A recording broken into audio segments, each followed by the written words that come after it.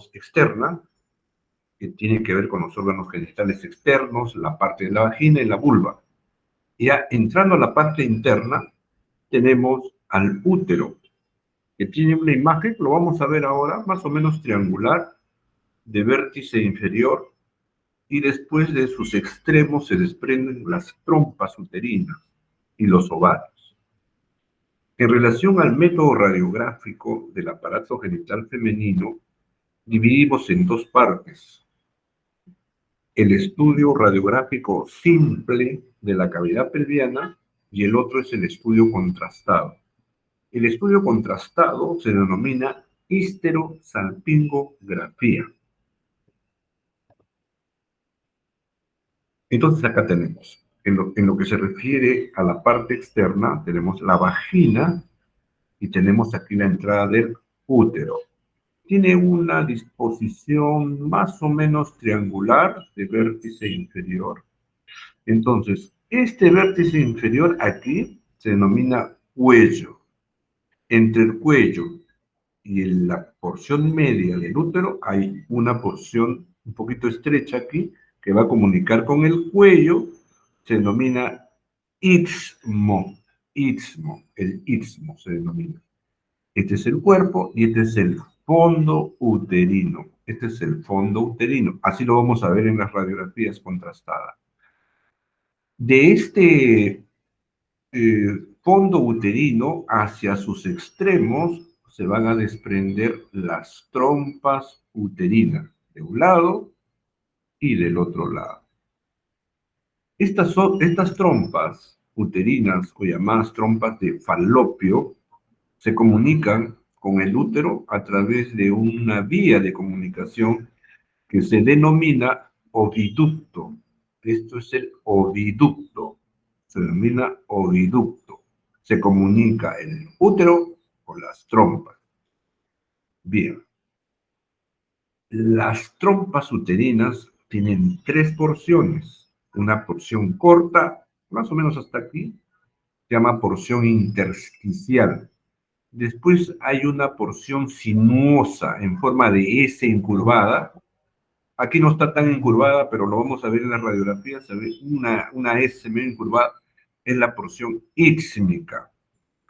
Y por último, una porción más dilatada, se llama la porción ampular.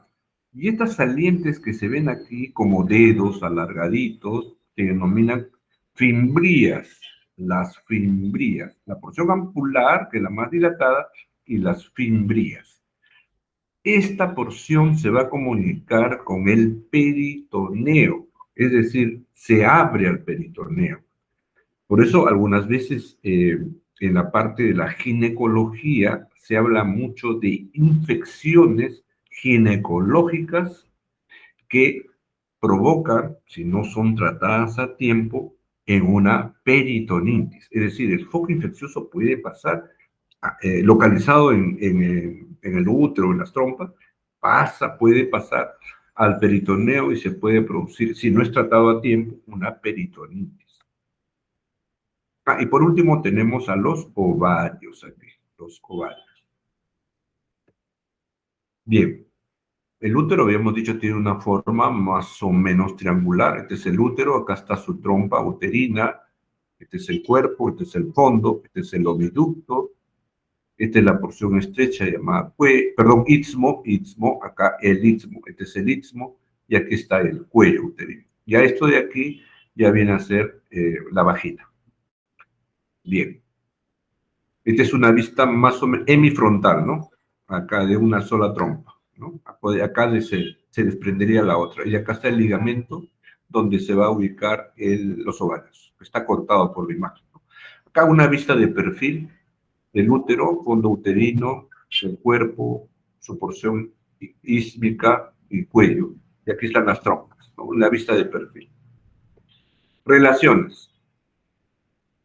El útero se encuentra situado por delante del recto. Este es el recto, por delante.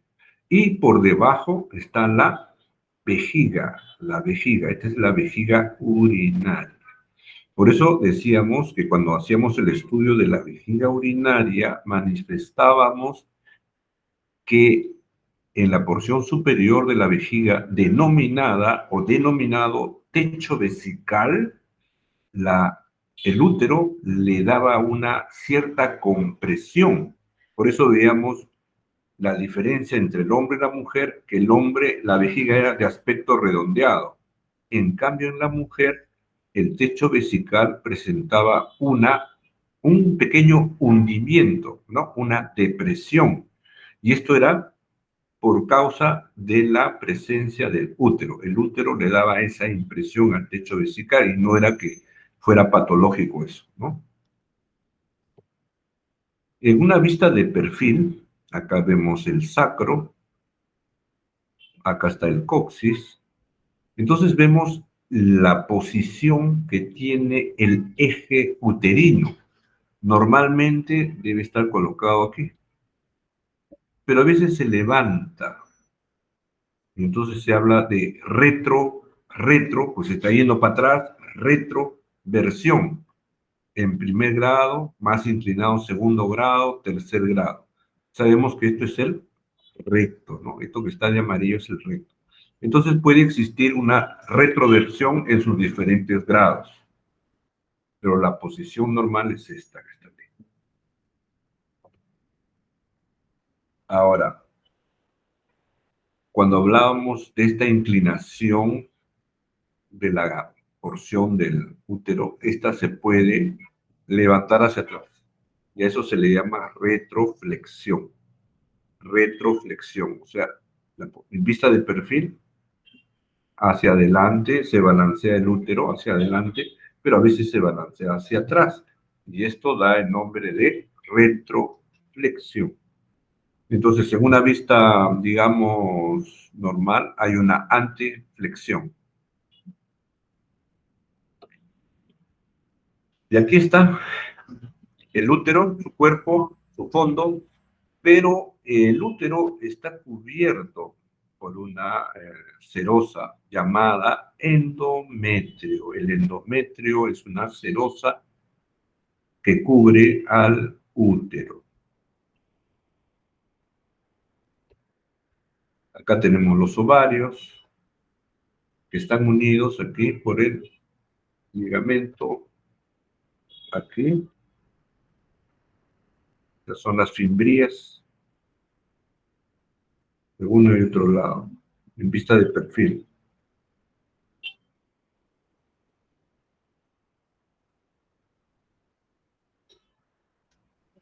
Entonces tenemos que hacia la cara posterior del útero se desprende el ligamento ancho que se une al ovario, de un lado y del otro lado. Esta es la cara posterior del útero. Entonces se dice que los ovarios se encuentran por debajo y por detrás de las trompas uterinas. Estas son las trompas uterinas. Se encuentran por debajo y por detrás de las trompas. Tienen el ligamento ancho y los ovarios, de uno y otro lado. De las trompas uterinas ya hablamos, la vamos acá a repasar. Habíamos dicho que son 3 segmentos, de adentro hacia afuera, la porción intersticial que es corta, y esta incurvada en forma de S itálica es la porción ísmica, ¿ya? Ísmica, de aspecto filiforme. Y la ampular que hemos visto aquí, y hay unos deditos como acá, que son las llamadas fimbrías. Acá está escrito, ¿no? Las fimbrías, ¿no? Que se desprenden de la porción ampular de las trompas uterinas o de Falopio. El aparato genital femenino es estudiado en el radiodiagnóstico utilizando o no medios de contraste. Entonces empezamos por el estudio radiográfico simple, que no emplea medios de contraste. ¿Cuál es el objetivo de una radiografía simple de la cavidad pelviana? Es evaluar la presencia de calcificaciones genitales. Por ejemplo, aquí, Mioma calcificado, mioma calcificado, mioma calcificado, igual aquí, igual aquí. Es decir, si se introduciera medios de contraste para opacificar el útero, las trompas, se podría tapar esto. Claro, en parte, ¿no? La presencia de quistes dermoides, ¿sí? Quistes dermoides. Ya habíamos visto la vez pasada qué cosa es un quiste dermoide, ¿no? Es un saco membranoso por, llamémosle así, un exceso hormonal que produce dentro de ella la presencia de dientes. Acá está, parece un canino, acá de perfil, un canino, igual, acá un molar. Entonces, dentro de estos sacos membranosos están esta acumulación de dientes. Es que se han producido por un exceso hormonal, ¿no? Y se pueden encontrar, y a eso se le denomina quistes, quistes dermoides aquí, se ve más opaco. Por supuesto que dentro de todo este saco está esa presentación de dientes, ¿no? La histerosalpingografía. La histerosalpingografía, como lo dice, es un método de exploración radiográfica contrastada que tiene como objetivo estudiar la morfología externa e interna de los órganos genitales femeninos. Para tal fin, utiliza un medio de contraste positivo, yodado, hidrosoluble. Principales indicaciones de la histerosalpingografía. El gran problema que existe en las parejas es el problema de la esterilidad. No pueden concebir hijos. Entonces, esto puede deberse a que las trompas, una o las dos trompas pueden estar obstruidas por algún proceso inflamatorio, por la presencia de un fibroma, por la presencia de un pólipo que no deja pasar al espermatozoide para que llegue a los ovarios. Entonces, la histerosalpingografía demuestra la permeabilidad de las trompas uterinas. ¿Qué quiere decir permeabilidad? Que deja pasar fácilmente su contenido, en este caso, para que el espermatozoide pueda llegar hacia los ovarios. También la histerosalpingografía nos demuestra la causa o problema de cualquier obstrucción. Y también, ¿por qué no decirlo?, evaluar la presencia de anormalidades congénitas que se pueden presentar en el útero. A veces hay úteros, digamos, que han crecido solamente hasta la mitad de de su forma completa, ¿no? Solamente ha crecido una mitad. Por algún problema de tipo congénito se puede presentar. También permite valorar cómo quedó la paciente después de una cirugía, ¿no? Para ver si ha quedado bien, ¿no? Se puede hacer. Como correctora de malformaciones también y ligaduras de las trompas, como elemento de estudio radiográfico que permite valorar estas, estos problemas y también controlar si ha habido una buena ligadura de trompas. Entonces, volviendo, la principal indicación es la valoración de la infertilidad, de la esterilidad. También para poder hacer un control o un monitoreo postoperatorio de la ligadura de trompas y demostrar patologías uterinas como pólipos, fibromas, adhesiones, fístulas, abortos y problemas congénitos. Contraindicaciones: embarazo, toda infección del tracto genitourinario, hemorragias Sensibilidad al contraste. Bueno, cuando nos referimos al contraste, justamente ahora que estaba en la clínica Delgado conversábamos acerca de los contrastes que se emplean en tomografía, que se emplean en radiodiagnóstico. Generalmente los medios de contraste empleados ahora en la actualidad son medios de contraste no iónicos, que prácticamente no producen ningún tipo de reacción adversa, salvo que el paciente sea alérgico al yodo. Eso ya sí sería otro caso. Y para eso se hace pruebas antes de colocar o inyectar el contraste, se hace una serie de pruebas, ¿no?, que permiten deslindar si el paciente tiene algún problema con el yodo. Complicaciones en la histerosalpingografía.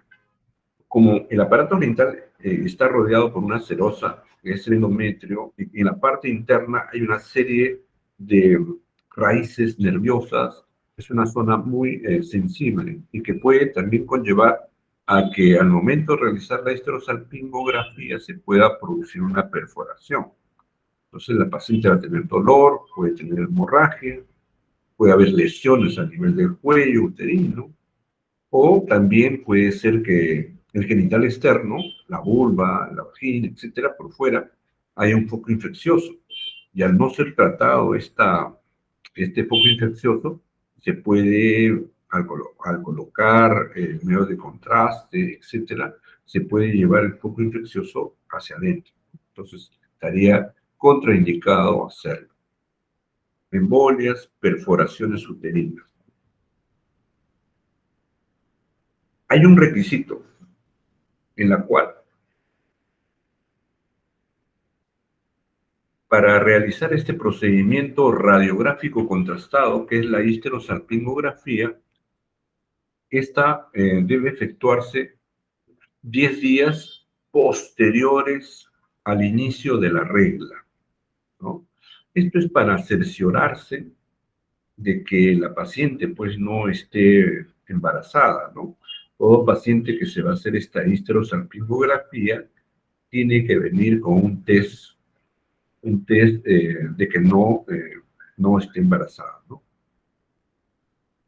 Bien.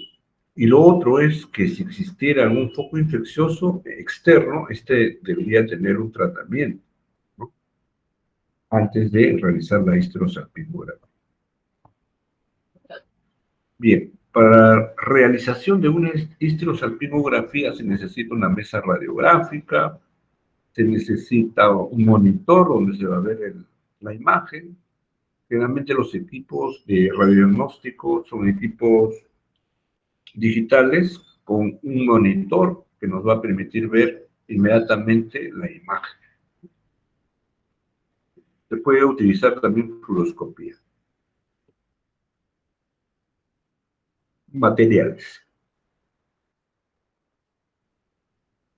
Para la realización de la histerosalpingografía se necesita un dispositivo metálico llamado histerómetro. El histerómetro es lo vamos a ver ahora, profundidad del útero, nos va a permitir ver y va a guardar relación mucho con verificar que se va a necesitar para opacificar, en este caso, al útero. Después tenemos espéculos que son de diferentes tamaños, que van a servir para, eh, la palabra es poder pinzar, poder ubicar el cuello uterino. Hay pinzas, hay cánulas que se pueden utilizar, así como también gasas, luz, focos luminosos, antisépticos, anestésicos, jeringas descartables de 60 mililitros y el medio de contraste yodado, que es hidrosoluble. Estos son los materiales. Acá tenemos el histerómetro.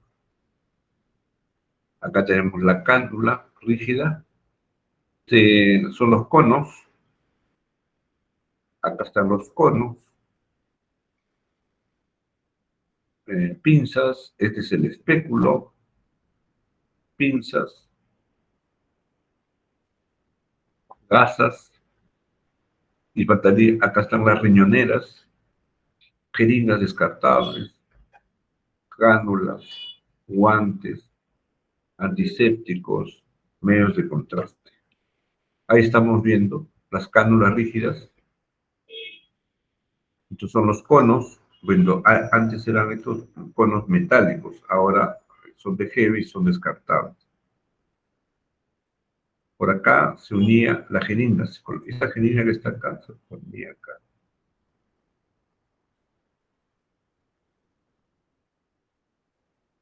Estos son los conos, el silisterómetro, pinzas, pinzas. En medio de contraste iodado, hidrosoluble.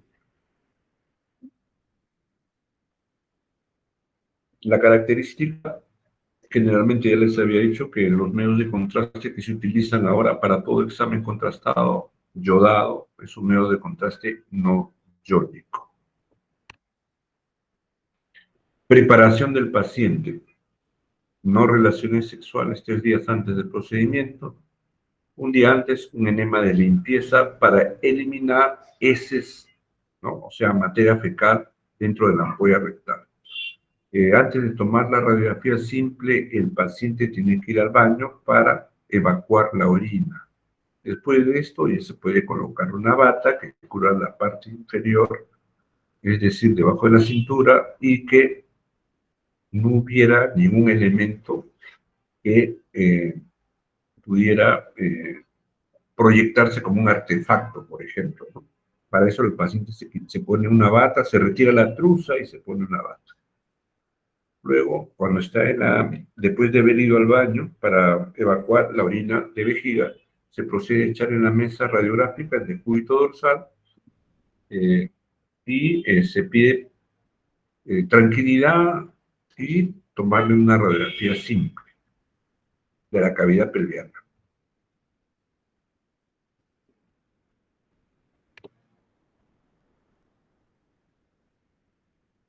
Esa es la radiografía simple.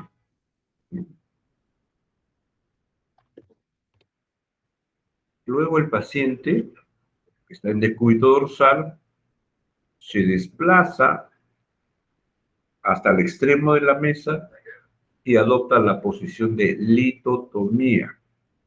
Por supuesto que se tiene que retirar la truza, ¿no?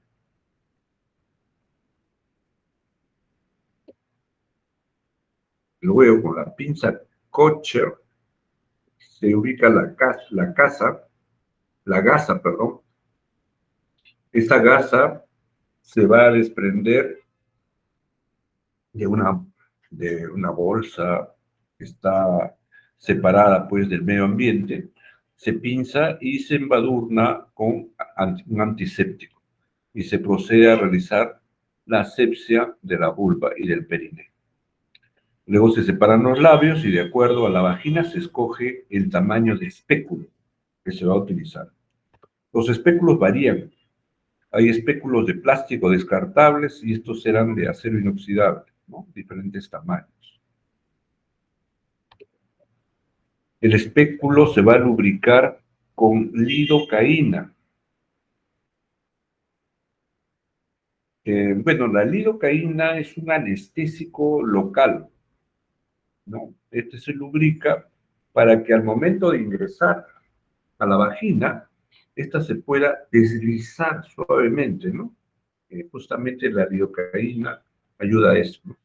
Y con el espéculo poder fijar al cuello uterino. Y luego, a través de este túnel, se coloca una pinza con algodón y se hace la asepsia. El cuello uterino, ojo, acá lo hemos puesto en amarillo. El cuello uterino puede estar en anteroversoflexión, entonces se va a pinzar el labio inferior para retraerlo. Si se encuentra el retroversoflexión, pinzar el labio superior. Estas maniobras se realizan para posicionar el útero. Efectivamente, la ubicación del cuello uterino permite, la palabra clave sería enderezar el cuello uterino, enderezar, ¿no? Porque si está encurvado, está desviado, entonces va a constituir, al momento que ingresa el medio de contraste, va a tratar de impedir que el contraste ingrese al cuerpo fondo uterino, ya que esta retroversoflexión o anteroversoflexión puede impedir el progreso del medio de contraste y en vez de entrar hacia adentro, pueda refluir hacia afuera. Luego tenemos el histerómetro y vemos la profundidad del útero. Viendo la profundidad del útero, se determina la cantidad de contraste que se va a utilizar. Si, por ejemplo, el histerómetro me muestra que hay una medida de 8 centímetros, a esta se van a agregar 2 y se van a incorporar 10 mililitros o 10 centímetros de contraste.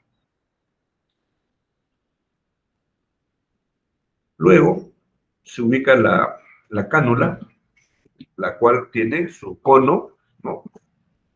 Su cono o oliva metálica, ¿no? Hemos dicho que el cono puede ser de goma o puede ser metálico. Luego se introduce la cánula, esta está fijada aquí afuera, unida a una jeringa que tiene contraste, y se produce la presión del émbolo y el contraste debe fluir por el cuello, cuerpo, fondo uterino, como lo vemos acá.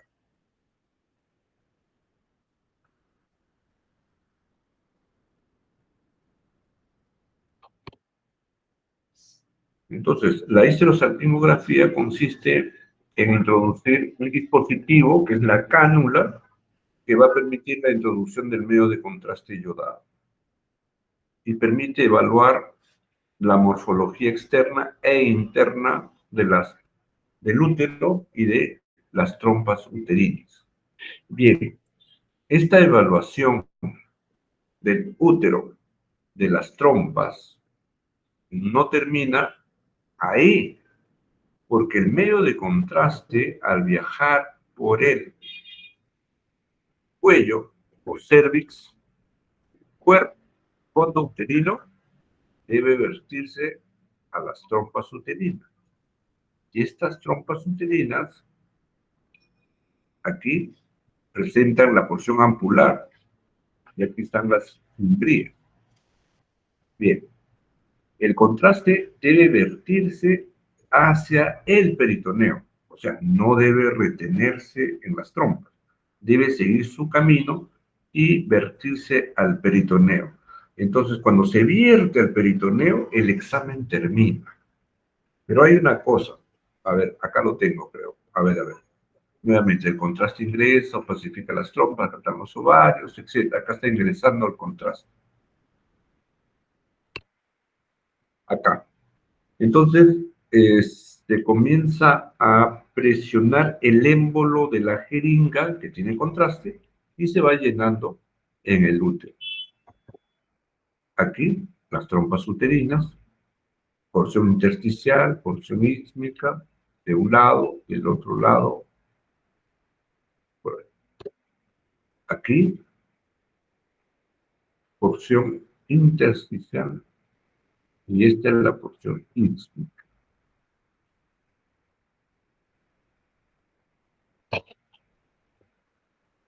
Igual.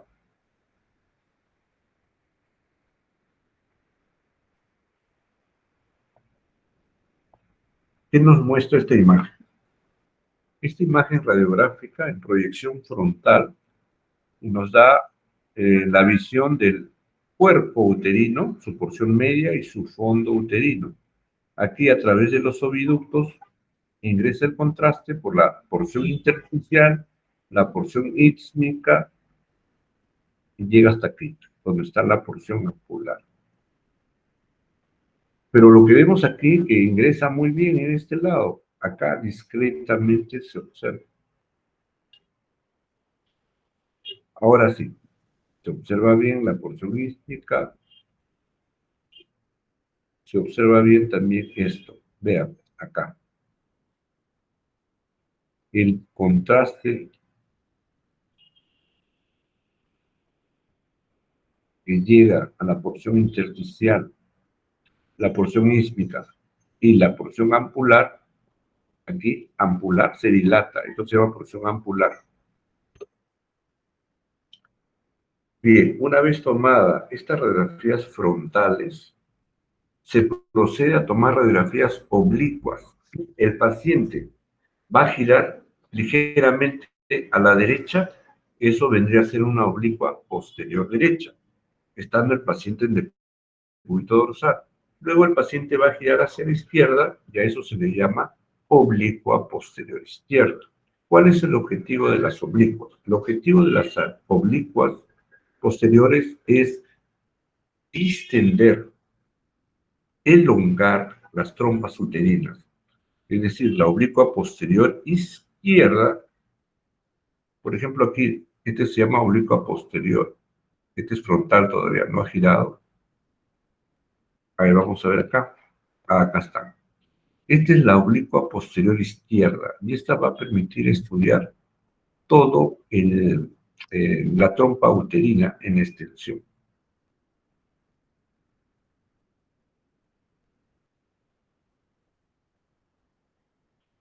Oblicua posterior derecha para ver esta trompa elongada y esta es la oblicua posterior izquierda para ver esta trompa. A ver, este es objeto, hay que corregir, es oblicua posterior izquierda. El paciente está, perdón, estoy mal, estoy equivocado. Esta es la oblicua posterior derecha. Oblicua posterior. El paciente está girando hacia el lado derecho. Por lo tanto, va a estudiar esta trompa. Y esta otra es la oblicua posterior para el lado de acá, para el lado izquierdo. El paciente va a levantar el lado y se va a extender toda esta hemipelvis. Y este es para estudiar la trompa izquierda. Bien, luego de tomadas estas radiografías frontales y oblicuas, se puede agregar también una proyección lateral para ver el eje de posicionamiento del cuerpo uterino. Luego de haber tomado las radiografías, se retira el espéculo y se hace una asepsia. Luego de esto, se espera un promedio de 10 a 20 minutos para la realización de la prueba de Coté. La prueba de Coté. La prueba de Coté no viene a ser sino el desparramiento del medio de contraste. Es decir, el medio de contraste que está en las trompas uterinas, que va a la porción ampular, comienza a vertirse al peritoneo. Entonces prácticamente se desparrama ahí. A eso se le llama la prueba de Coté. Una vez realizada o haber terminado la histerosalpingografía, se realiza a los 20 minutos una prueba de control, denominada prueba de Coté. La prueba de Coté es el estudio de comprobación que el medio de contraste es permeable a nivel de las trompas, es decir, el medio de contraste ha pasado por las trompas y se ha vertido muy bien al peritoneo. Quiere decir que las vías de las trompas uterinas, eh, sus, eh, su configuración interna deja pasar el medio de contraste. Y a esto se le llama prueba de Coté. Entonces acá tenemos el útero, las trompas, y esto que está hacia atrás dilatado se llama peritoneo. El medio de contraste se desparrama en el peritoneo. Acá está, prueba de Coté.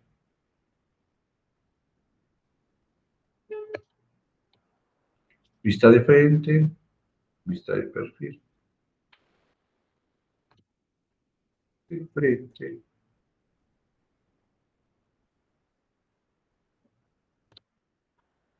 Bien. Entonces ahí está más, ya lo que vimos, las tres porciones, porción intersticial, porción ísmica, porción ampular. Ahí está la radioanatomía. Aquí, cuando tomábamos los exámenes de radioanatomía, poníamos una histerosalpingo y señalábamos con flechas, ¿no? ¿Qué señalaba? La letra B, el fondo uterino. La letra C, en este caso, sería la porción intersticial o primera porción de la trompa uterina. Acá la porción ísmica y aquí la porción ampular.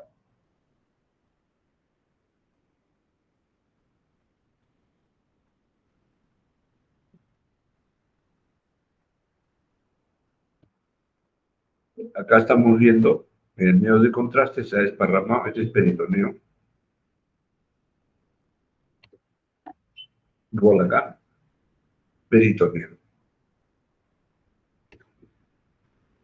Aquí, en esta histerosalpingografía, observamos que solamente se opacifica el útero, el sitio del fondo uterino, y se observa una trompa derecha, más o menos. Pero la trompa izquierda no se observa, está obstruida. Se toma la oblicua posterior derecha para elongar la trompa uterina derecha. En la frontal no se ve opacificación del útero por algún proceso obstructivo. La retroversión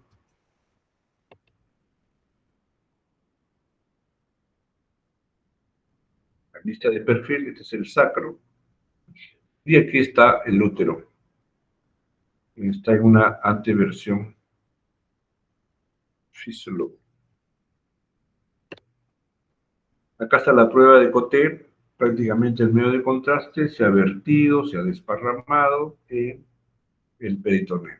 Y esto es un buen signo porque significa que el medio de contraste que pacificó el útero o pacificó las trompas, esta debe vertirse normalmente al peritoneo.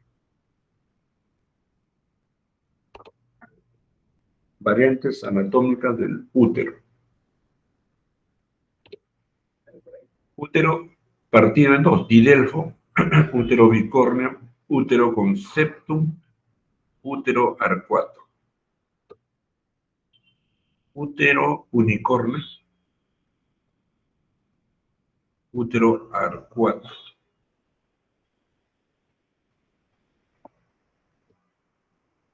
Útero bicornio.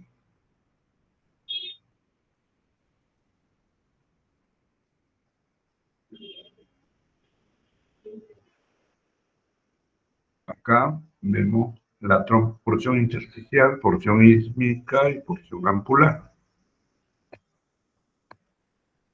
Porción ampular.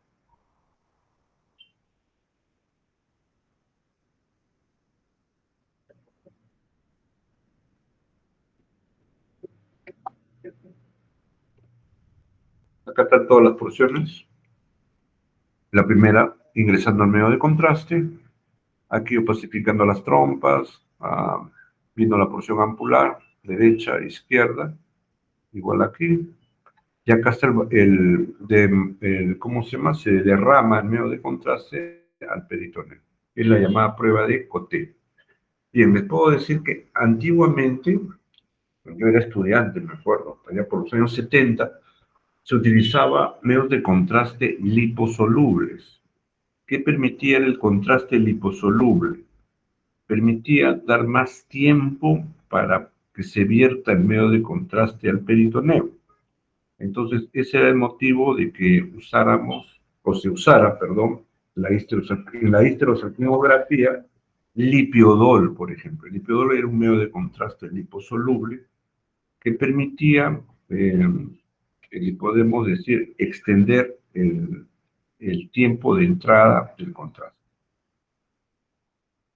Acá el derramamiento de contraste en el Peritoneo. Igual aquí.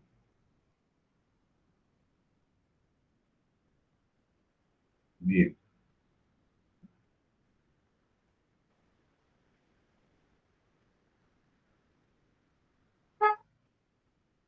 Bien.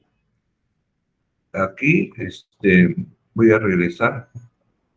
Voy a regresar un ratito. Voy a poner un video, ¿ya? Acá, un ratito. Un ratito, un ratito. ¿Qué es una histerosalpingografía?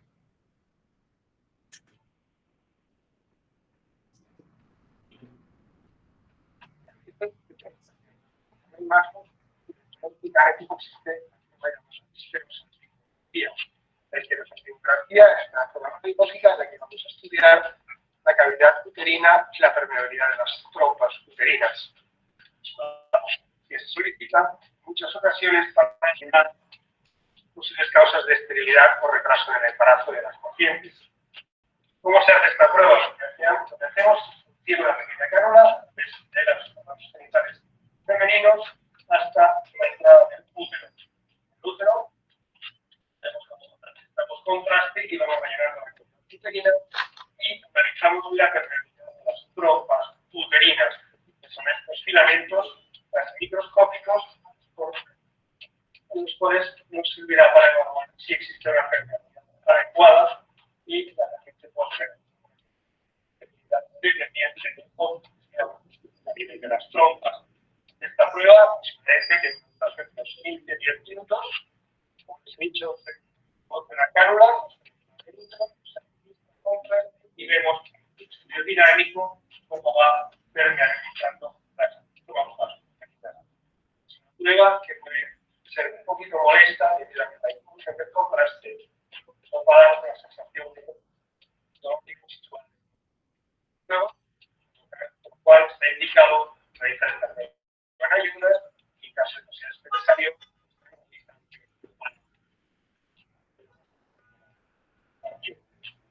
no una aplicación específica, aunque los médicos tengan carencia o algún tipo de cirugía de la pelvis que pueda dar de las trompas.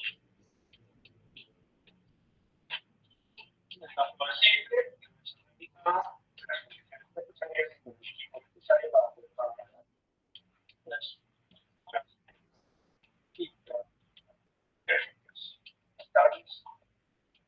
Bien. Acá tenemos otro video.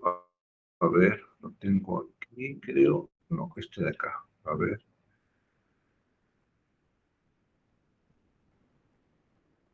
A ver.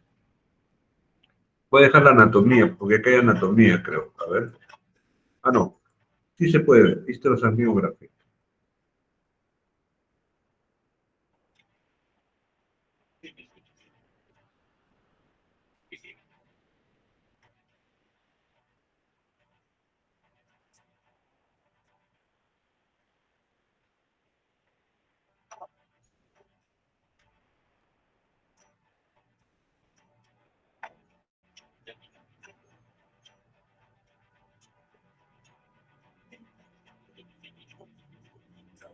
Para que se el contraste, vean.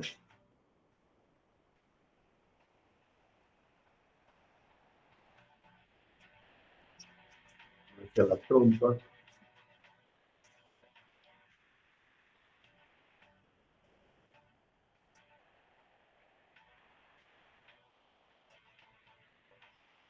Y se vierte el contraste al peritoneo.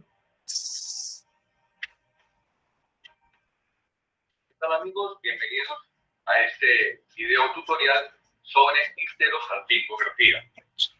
Este video está dedicado a tecnólogos, a áreas diagnósticas, y en él haremos una muy breve descripción sobre este.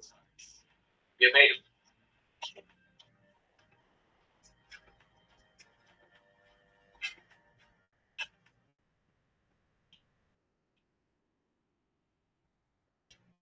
Desde el punto de vista epidemiológico, El nombre histerosalpingografía proviene de los términos histeros, que significa útero, salpingos, que significa trompa, y grafos o grafei, que significa describir o graficar.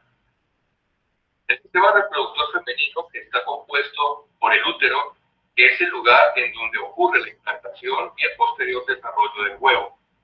La trompa de falopio, que es por donde viajan los óvulos al encuentro con los espermatozoides y en donde ocurre la fecundación. Finalmente están los ovarios, encargados de producir los óvulos y algunas hormonas. El útero se comunica con el exterior mediante el canal vaginal. Una de las principales patologías del sistema de reproducción femenino es la infertilidad debida a una obstrucción de tipo mecánico en las trompas de falopio secundarias a procesos infecciosos. Para iniciar este examen, tomamos, como en todos los estudios contrastados, una placa previa de la cavidad pélvica. Esta placa permite al tecnólogo comprobar los valores de exposición seleccionados y el adecuado posicionamiento de la paciente. El estudio propiamente dicho se inicia con la colocación de un espéculo con el fin de separar las paredes vaginales y exponer el cuello uterino para poder colocar la. Algunas veces se hace necesario traccionar un poco el útero con el fin de posicionarlo de una forma más adecuada para la colocación de la sonda. Una vez colocada la sonda o el histerómetro, se inyecta el medio de contraste hasta conseguir el llenado o reflexión de la cavidad uterina y posteriormente el de las trompas.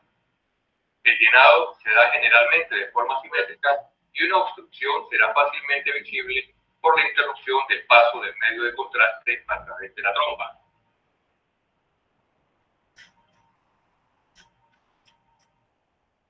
En cuanto a las proyecciones utilizadas, esto dependerá mucho de la configuración o exposición espacial que tengan los diferentes componentes del sistema reproductor. A veces una sola placa frontal será suficiente. En otras ocasiones será necesario realizar placas oblicuas. Finalmente, se toman placas de vaciado adicionales. Una vez que obtienen las imágenes necesarias, se retira la sonda, se retira el espéculo y se prescriben, si fuera necesario, medicamentos para el dolor y para prevenir la infección. En términos generales, la histerosalpingografía es un examen ambulatorio que no pasa a mayores.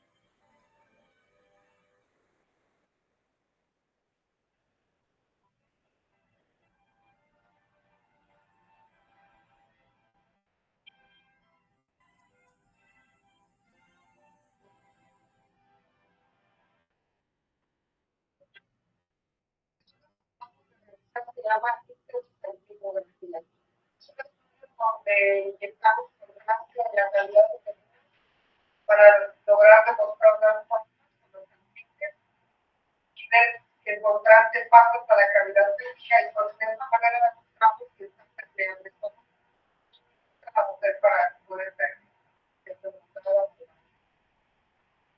Esta modalidad diagnóstica o histerosalpingografía se realiza también de búsqueda para o sea, es una actividad primaria.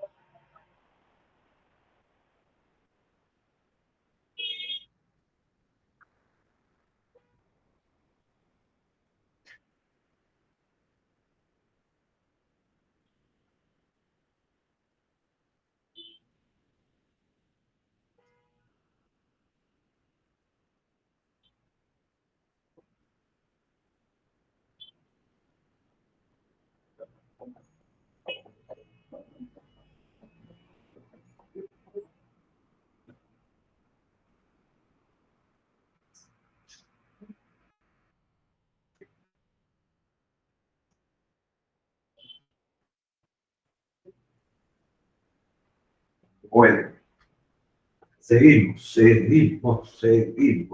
Estaba buscando. Esto se llama fluoroscopía. Se está haciendo una fluoroscopía de una histerosalpingografía. Acá estamos viendo ya el fondo uterino, el cuerpo, el fondo, y todavía no veo las trompas, ¿no? Por aquí deben estar.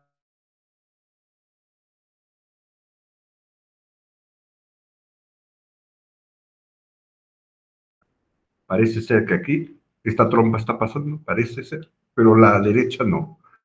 La derecha no pasa.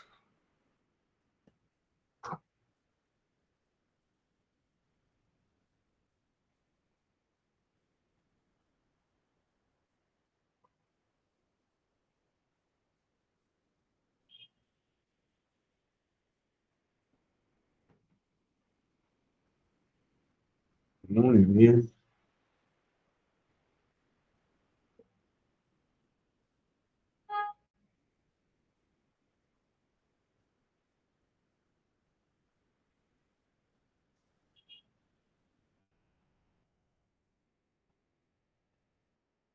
Todavía ya pasó por acá, que no lo había visto. Esta es la porción, ya se está emitiendo el contraste aquí. Esto es contraste en peritoneo. Bueno, ahora sí ya se vio. Este es contraste en peritoneo igual aquí. Bueno, esta es parte de una histerosalpingografía con fluoroscopía. A ver, voy a ver otra por acá, ¿no? Esta es anatomía, procedimiento, creo que. A ver, de repente lo voy a adelantar, ¿ya? Porque la anatomía nos va a demorar un poquito. A ver. Anatomía. Entonces, ya. Ah, no, esto es de acá. Bueno, ya, lo vamos a ver. Es parte de una histero, para que vean algunas patologías, bueno, esquemáticas, ¿no? Las cánulas para el ingreso de contraste a través de vagina, la porción del cervix o cuello, istmo, va a entrar ahorita al fondo uterino, va a pasar por el ovino, todas las trompas, acá están los ovarios, pasa muy bien, pero ahorita vamos a ver algunas patologías, ¿no? Problemas, ¿no? Fibrosis, este es un mioma calcificado, mioma, pólipos,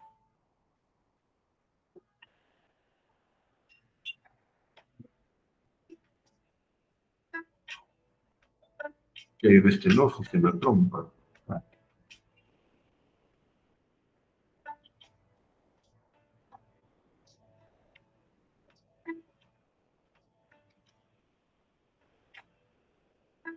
Miomas. Eso es el mioma.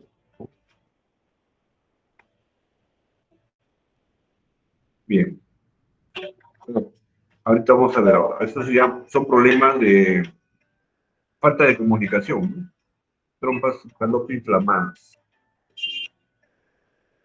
Ya, esto se llama, vean, esto dilatado se llama hidrosalpin. Hidrosalpin.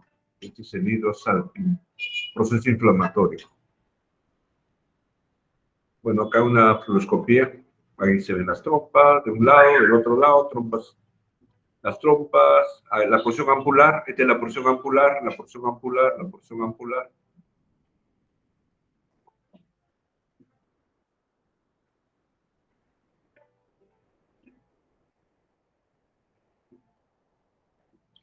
Pasa muy bien el contraste y ahora lo único que se espera es que esto se vierta al peritoneo, en un promedio de 20 minutos, ¿no?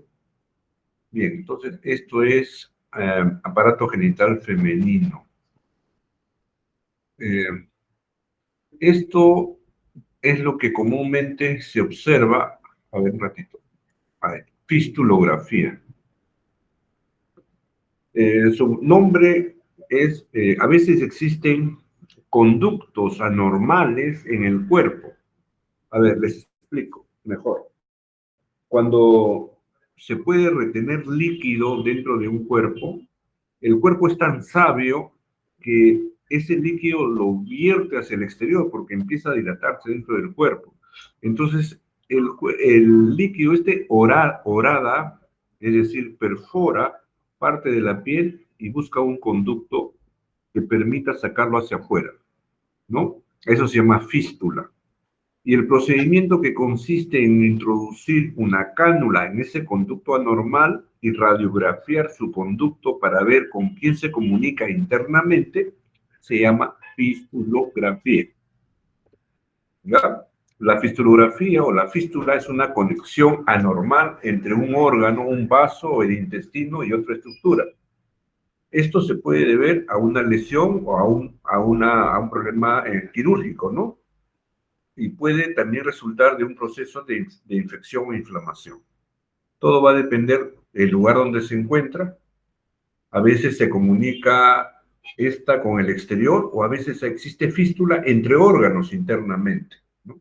Entonces, por eso se dice que las fístulas, de acuerdo a esa conexión, pueden ser, de acuerdo al lugar donde se encuentra, ciegas con un solo extremo abierto, ¿no? Incompletas con una conexión a la piel, pero sin conexión a un órgano interno, completas con aperturas tanto externas como internas. Es decir, esa fístula se drena hacia afuera, pero se comunica con un órgano interno. En herradura, rodea el órgano y lo conecta a la piel. Hay fístulas auriculares, arteriovenosa, biliares, cervical, escáneo sinusal, enterovaginal, fecal o anal. Esta es la que más, digamos, presentaciones hay dentro de los estudios radiográficos, las fístulas anales. Tenemos las fístulas gástricas, las fístulas metroperitoneales, las arteriovenosas, las pulmonares, las umbilicales y la ureogenital, la enterocutánea. Entonces, la fistulografía es una opacificación, digamos, es un procedimiento, sería, que consiste en introducir una pequeña cánula a través de este conducto anormal y para esto se utiliza un medio de contraste yodado hidrosoluble. Y esto va a permitir valorar tamaño del conducto y conexión con algún órgano interno. Bien, aquí vamos a ver. La fistulografía debe responder, dice, a las siguientes preguntas, ¿no? ¿Cuál es la causa? ¿Cuál es su longitud? ¿Su trayecto? Si hay presencia de alguna acumulación, es un absceso, ¿no? Tamaño del defecto, si se tratara en el intestino, se refiere al compromiso del tamaño del contenido intestinal, la localización de la fístula, si hay o no oclusión intestinal distal a ella, y las comunicaciones. A veces, cuando hay una perforación en piel, ver si esa perforación o ese conducto anormal solamente es piel, o si este conducto anormal llega hasta el hueso, por ejemplo, o llega hasta una articulación, por ejemplo. Indicaciones y contraindicaciones. Pacientes con sospecha de fístulas, contraindicaciones, pacientes embarazadas, pacientes con problemas infecciosos, no se podría colocar una cánula, ¿no? Se podría llevar el foco infeccioso hacia adentro, ¿no? Y pacientes alérgicos al medio de contraste. Preparación, si se trata de una fístula perianal, ayuno, ¿no? Una limpieza de cavidad pelviana, ayuno, ¿no? Y hay algunos laxantes. Ahí están las sondas, diferentes tamaños, y los medios de contraste, ¿no? Pinzas, jeringas, gasas, antisépticos, ¿no? Se debe utilizar. Un equipo de rayos X, no necesariamente fluoroscopía, ¿no? Se emplea ahora radiología digital. Cada hospital que voy hay radiología digital, puede ser directa o indirecta. O sea, ustedes ya no van a decir qué chasis voy a utilizar. Esto es para el analógico. Las proyecciones radiográficas para una fistulografía son radiografías simples, previas, ¿no? Se tiene que tomar antes de introducir el medio de contraste y después tomar dos proyecciones, una frontal y una de perfil de ese conducto anormal. Técnica, ¿cómo se realiza? ¿No? Se debe realizar con mucho cuidado la introducción de la cánula o sonda, ¿no? Esta se va a sujetar con una pinza y se va a tratar de introducir en la boca de esta fístula, ¿no?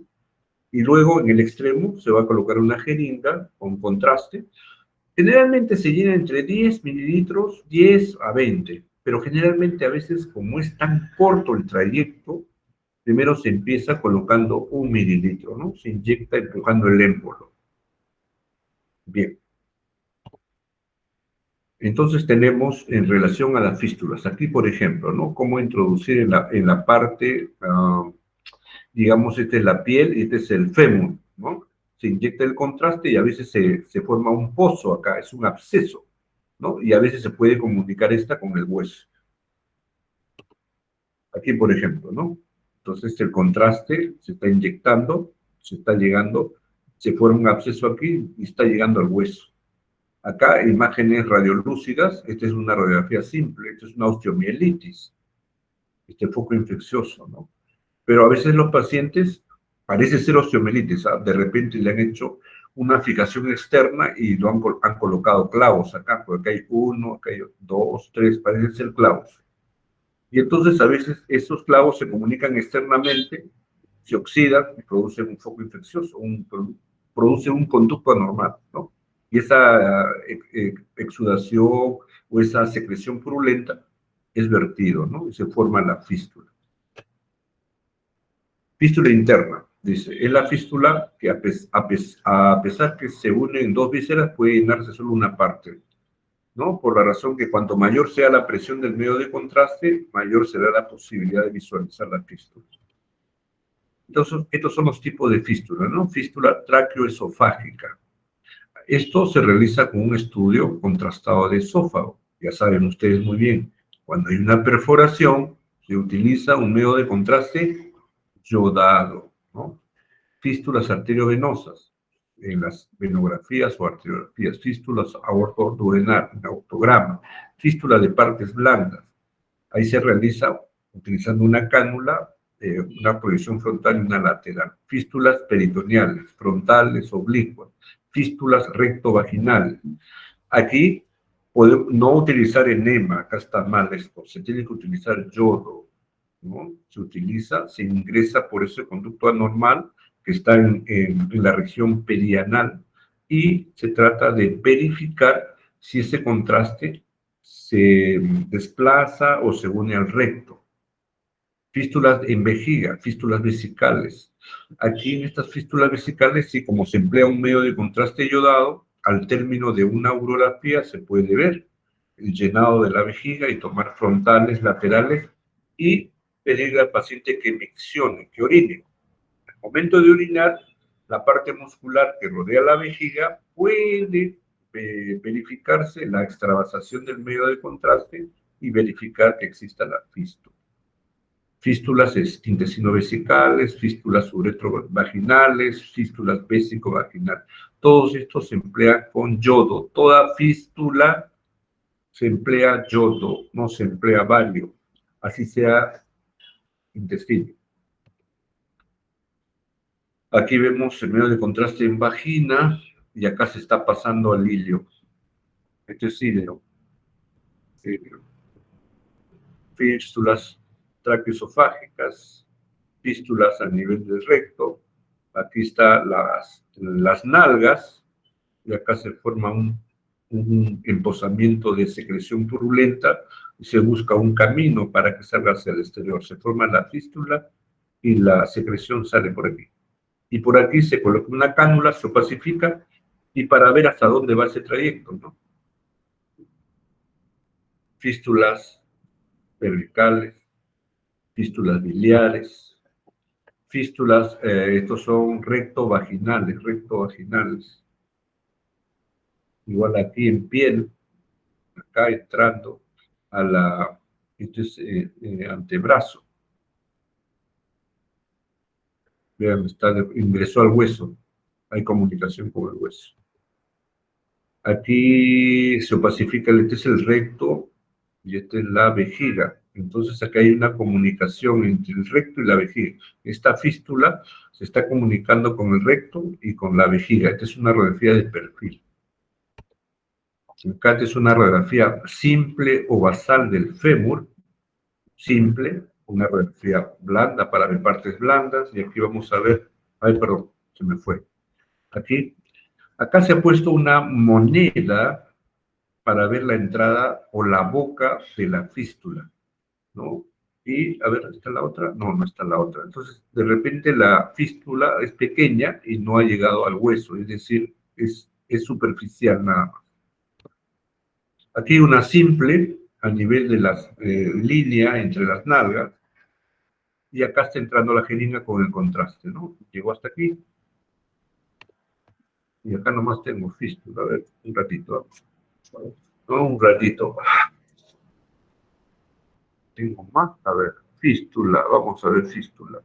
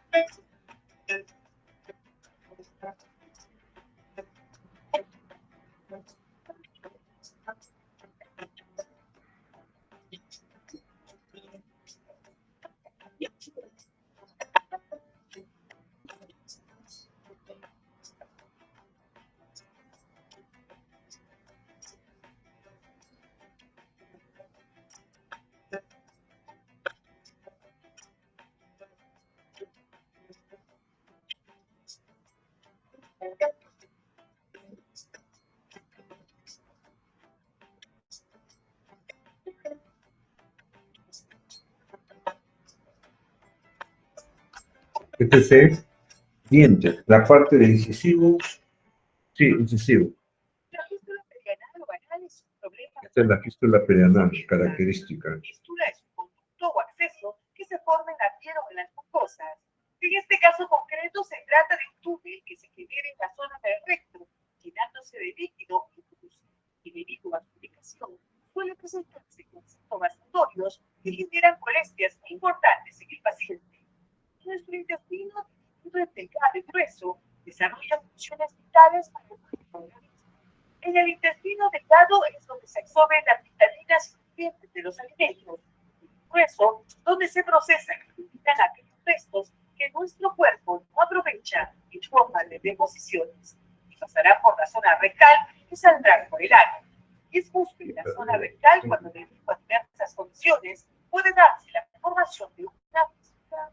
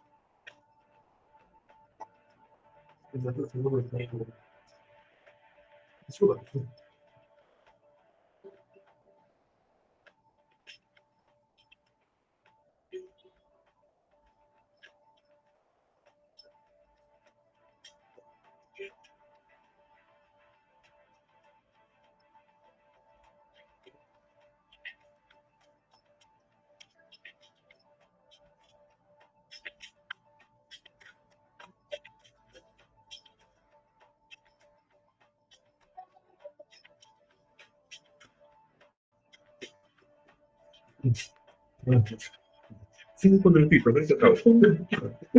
Ya.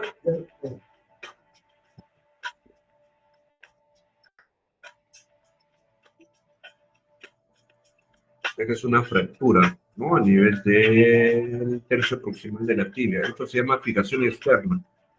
Y a veces esos clavos que se comunican con la parte externa pueden formar un foco infeccioso. Y esa secreción purulenta que se forma, entonces pueda quedar ahí o pueda llegar hasta el hueso, ¿no? Esto es lo peligroso cuando llega hasta el hueso, porque se instala ahí y comienza a aumentar ese foco infeccioso.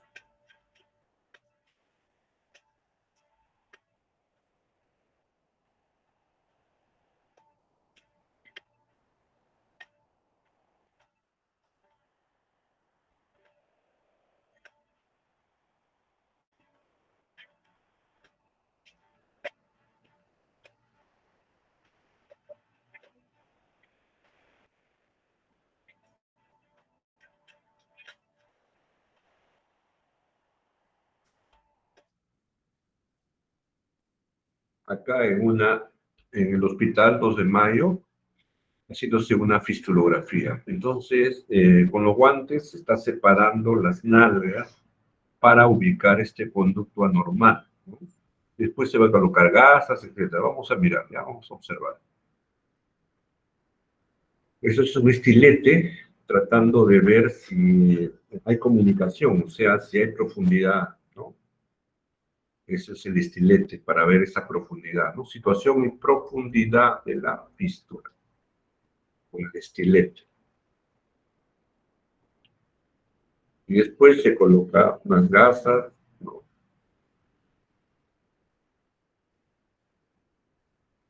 La sonda está colocada ahí en esa fístula, en ese conducto anormal.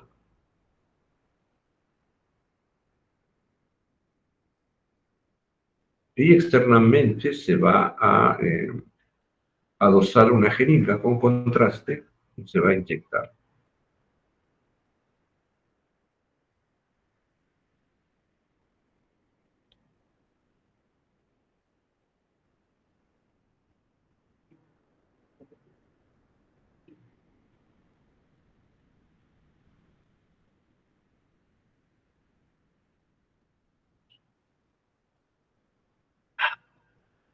Endoscopía. En endoscopía vamos a mirar cómo entra este contraste a través de esta fístula perianal. Por aquí está, ya se está pintando el contraste. Vamos a seguir mirando.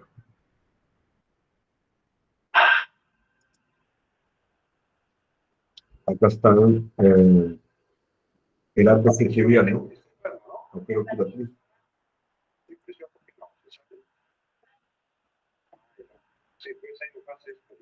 cuando ya se rebasa el contraste es porque el conducto no... Esta es la radiografía simple. Perianal, una fotografía perianal, es una radiografía simple.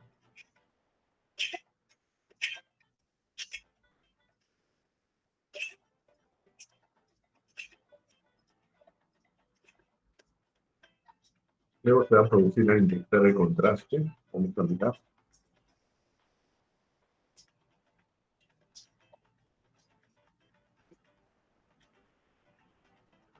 Es perianal, Para mayor facilidad se coloca en la posición más o menos lateral, de cúbito lateral.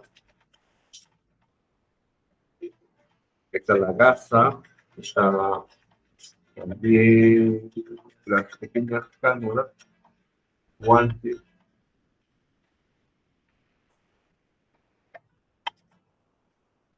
Se hace la sexta.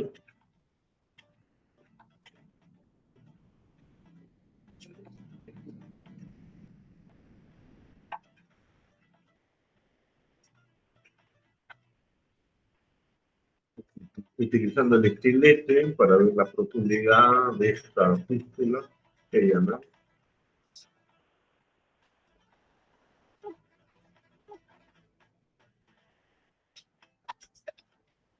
Para hacer así, acá una moneda se ha colocado para ver la zona de entrada de esta fístula y he entrado hasta aquí nada más, se ha llenado un poquito y se llenó.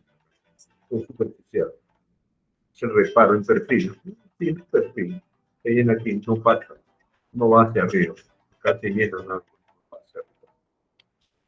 Otra, o es la misma, como siempre. Esta es la que hemos dicho en delante, hizo la recta vertical.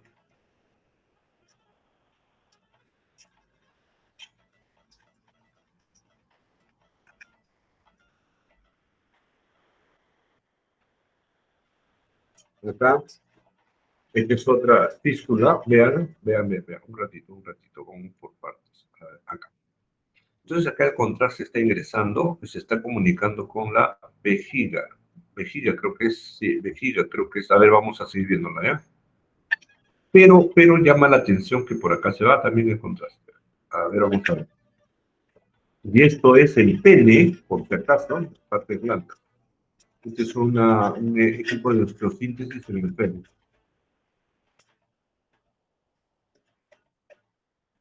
Vejiga.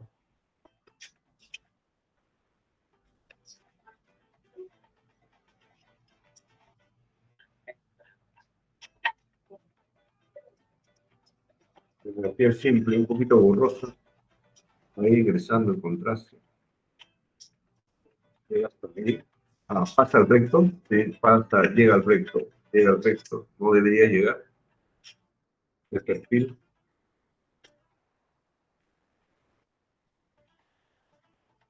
Buscando una fístula recto vesical. Y luego contraste por el recto. Acá, este es el recto, el sigmoide distal, parte del proximal. Ya, vista de perfil, recto, sigmoide distal. Igual, de perfil. No se ve que a ese mismo paciente se le hizo una urografía exploratoria. Acá está llenada la vejiga.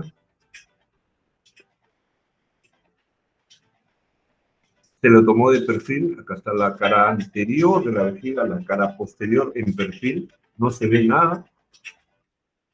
Pero después se le pide al paciente que vaya a miccionar orina y acá está la extravasación. La comunicación que hay entre la vejiga y el recto. Una fístula recto vesical. La acción de pujar, de miccionar, ha hecho de que se evidencie esta comunicación, ¿no? Es una fístula interna entre la vejiga y el recto. Aquí es otra. Aquí hay una fístula que está en partes blandas. Partes blandas. Perianal, partes blandas.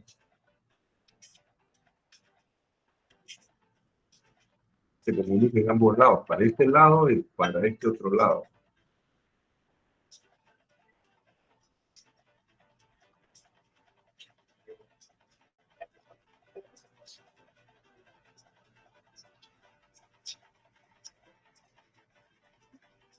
Bien, esto es lo relacionado a fístula y a histerosalpingografía. ¿Alguna pregunta que tengan que hacerme? ¿Alguna pregunta?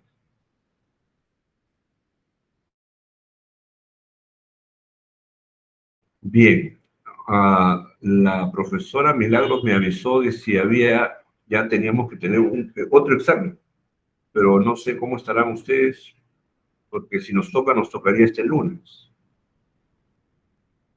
A ver, con el delegado coordinan conmigo, porque yo no tengo ningún problema de poder hacer este examen el lunes, y esto correspondería todo a lo que es mamografía y esta parte de histerosalpingografía. Entonces, quedo de ustedes. No sé, que se comuniquen conmigo. Si no hay ninguna pregunta, nos quedamos aquí. Gracias, profesor. Listo, coordinamos entonces, ¿ya? Muy buenas noches. Muchas gracias.